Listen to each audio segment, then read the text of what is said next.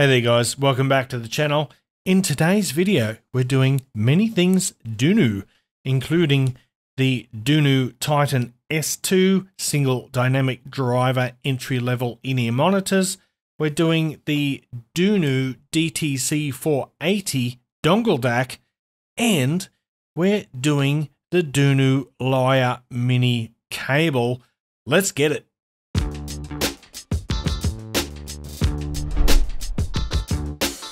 What's cracking, audio fans? It's David here from Prime Audio Reviews. So I'm going to start today with the Titan S2 IEMs. This is what they look like, and we'll have a closer look at them in a minute. Let me first tell you the price of these IEMs is $79. Now for $79, you get a pretty good deal. You get a pretty good bundle. You get the IEMs, you get this lovely cable here. So it's a fabric sheathed cable, but it's a modular cable. So that means you can easily switch out between the 4.4mm balanced and the 3.5mm single-ended terminations. And it's a really nice cable. It's unique in this price range. There's really nothing else quite like it. It handles beautifully. It's much better than your average sort of fabric sheathed cable because it handles well. It's lightweight and it's just fantastic. It's really good. Now, on top of the IEMs and that excellent cable, you get a carrying case and you get no less than 13 pairs of silicone ear tips in 4 different styles. I kid you not. So, and you get a shirt clip. You know, had to throw that in there. But honestly, in terms of accessories for $79, I can't think of anything that even comes close. But let's have a closer look at these IEMs because these are beautiful. I don't know. Obviously, that's quite subjective, but I think they look amazing, especially if you're into cyberpunk like me. So you've got these chrome plated alloy shells. They look like that with these red highlights on the faceplate and those gleaming red nozzles.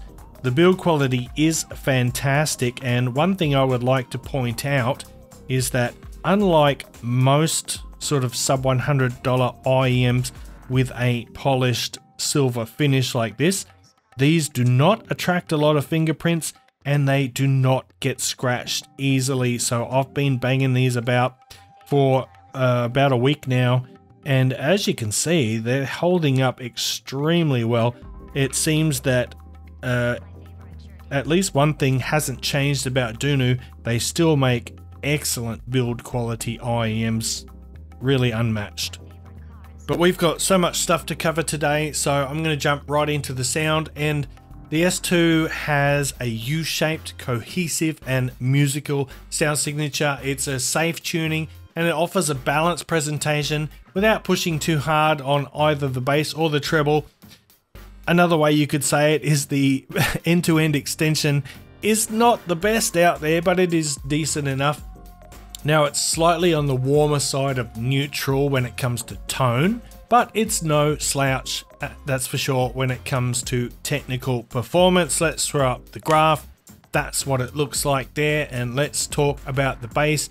Now, the mid bass hits pretty hard on this one. It's got a nice punch, it's got a nice bit of thump, that it doesn't linger too long, and the onset isn't too slow, so it's a reasonably, well, I wouldn't call it speedy. It's a reasonably well-controlled bass, but it does have a kind of a thickness to it. It's got good body, and you can really feel the weight of it, especially in the mid bass, but the deep stuff is a bit rolled off. So if you're all about those super low-end rumbles, i.e. sub bass, then these might not be your jam. But for EDM and hip-hop and jazz, I found the bass plenty enough for me, satisfying enough. But ultimately, I wouldn't mind a little bit more extension on the lows. And then moving on to the mid-range. Look, the mid-range presentation is largely neutral. It's got a bit of subtle warmth, which is coming over from that mid bass bump.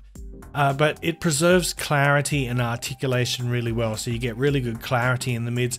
The mid-range is not the most transparent. It kind of prioritizes a natural tone over clinical precision.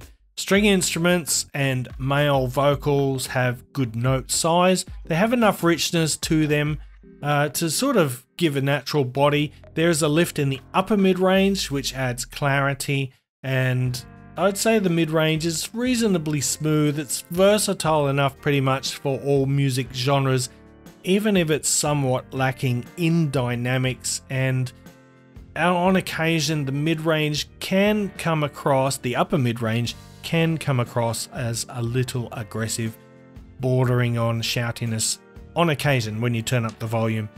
Now, treble, the Titan S2, it achieves clarity through that lifted upper mid-range, which I just talked about, and an upper treble peak, which is like really upper, like 12 kilohertz or something like that.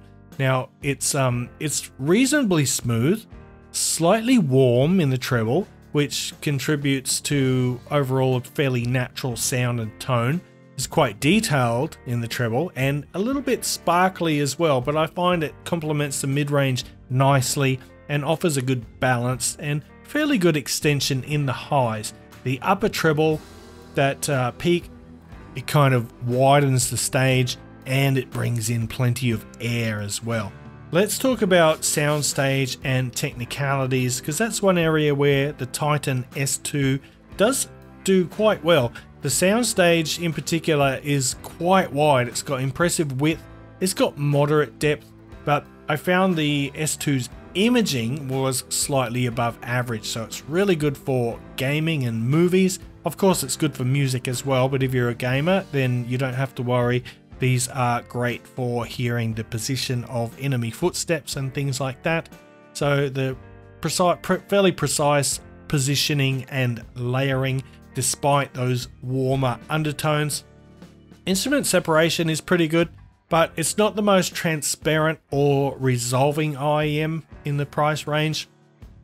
However, detail retrieval, I would say it's slightly above average, and there's plenty of micro detail information coming through. Now I'm going to do a couple of quick comparisons, starting with the Kefine Delchi, which is sort of one of the current stars in the sub $100 range. By the way, if you want to see my review of the Delchi, what is it called? There's a new version, AE, the Delchi AE. I've just got it in. I haven't listened to it yet, but if you want to see that review, hit that subscribe so you don't miss it. Anyway, let's get on to this one. So the Kefine Delchi, it's around the same price, $75, sometimes a little bit lower, but it's got significantly more bass authority, especially in the sub bass. And the Delchi's upper mids, they're not as forward, but they're also not as shouty. However, it's slightly more prone to sibilance due to a peak at around 8 kilohertz. Now the Delchi's stage isn't quite as wide, but I'd say the imaging is on a similar level to the Titan S2. Now overall, I find that the Delchi sounds more dynamic, but you know, if you like a focus on really upfront, vibrant vocals, especially female vocals, you really appreciate the Titan S2 for that. The Delchi, on the other hand, is a bit more V-shaped, but I think it's just slightly ahead in audio quality. However, the Delchi comes with quite sparse accessories compared to the amazing stuff that you get with the Titan S2. Alright, next up we've got another single dynamic sub 100 champ. We've got the SimGot EA500LM, and the SimGot has got better sub bass extension, but it's got slightly thinner mid bass notes, and the result of that is I think the EA500LM, it's got better bass authority, and at the same time it's got slightly better definition especially in the mid bass. So this one has got more rumble and less thump than the Titan S2, which has more thump and less rumble. But I find that the mid bass notes on the SIMGOT, they're a bit cleaner, a bit tidier.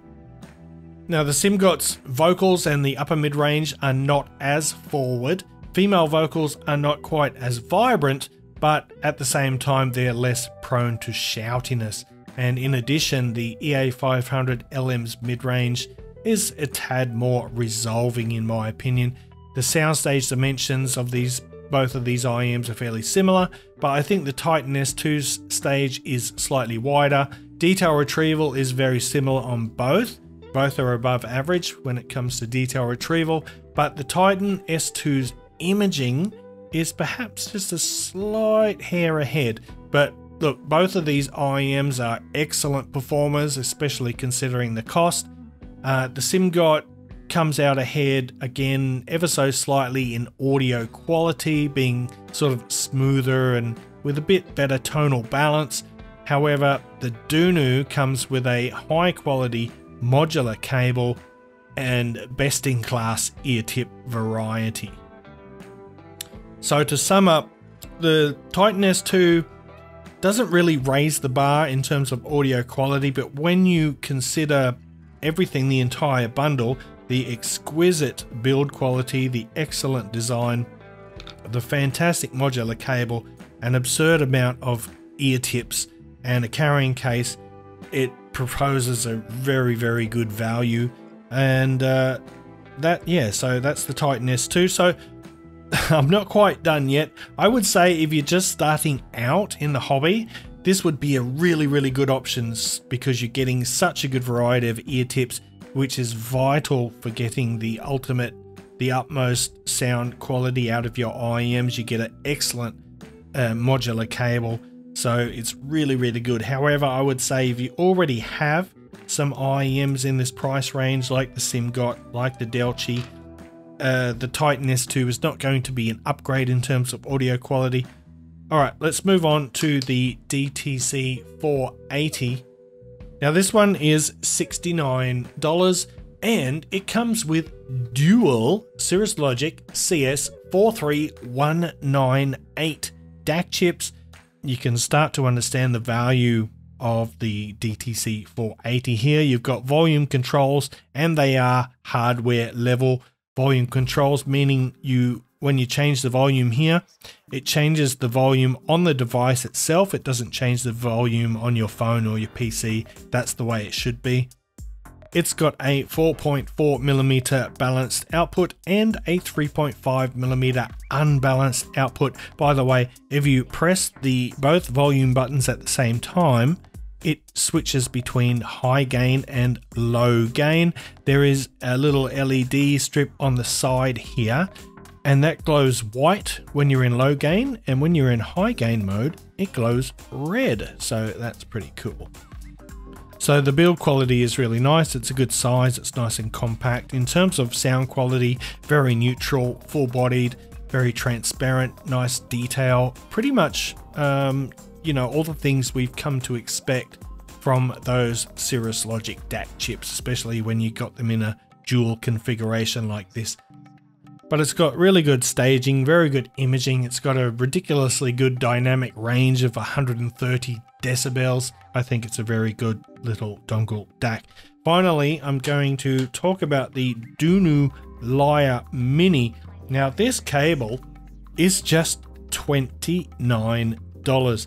And like the stock cable from the Titan S2, it is also modular. Let me show you what I mean. If I unscrew this, I can pull that plug out and it comes with a 4.4mm and a 3.5 in the box. So you can just swap them out like that. Like this cable here, it has a fabric sheath on it. It's really nice and supple. It doesn't have any microphonics or anything like that. Unlike this cable, which has clear plastic 2-pin connector housings, these ones are metal, color coded, so honestly, I think this is one of the best cables that you'll find under $50. It is really good quality, it handles beautifully, and it sounds fantastic. Modular, baby. Alright, so let's wrap it up. That is a DUNU smorgasbord, the DTC 480, the DUNU Titan S2, and the DUNU Lyre mini cable. All fantastic. Highly recommend all of them, seriously. And having said that, gonna wrap up the video there. Thanks for watching. If you liked it, give it a thumbs up. Path Family Audiophile Style. If you're new here, consider hitting that subscribe button before you go. And until next time, I'll see you later.